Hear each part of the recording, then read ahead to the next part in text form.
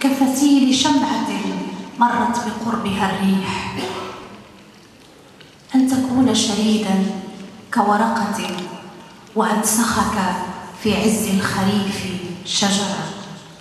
أن تكون مرآتي مكسورة وتفاحتي مسمومة وبتمريرة من يدك تورق الجنة، أن تكون طائرا طليقا فتأوي إلى صدري ونبيت معا في القفص، أن نكون بالصدفة يتيمان ويكفلنا الحب، أن يصير قلبك المخرم شباك الضوء الذي أطل منه علي، أن تضمني وتنجبر الكسور، أن أضمك وأخفو، أن تكون في لينة ولا تطفو، أن تلبسني وألبسك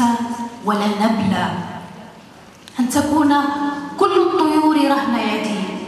وأختار وجهك المعلق على الشجرة. يعتبر اليوم الأخير من المهرجان الوطني للشعر والزجل الذي تنظمه جمعية المدينة للثقافة والتنمية، والذي بدأ أول أمس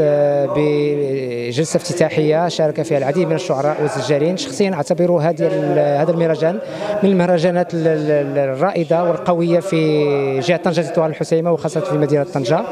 والذي يوازي العديد من الأنشطة التي تعرفها مدينة طنجة. أعتبر أن شعراء المغرب حضروا بكثافة من مختلف مدن المملكة المغربية ليساهموا في هذا المهرجان وليشاركوا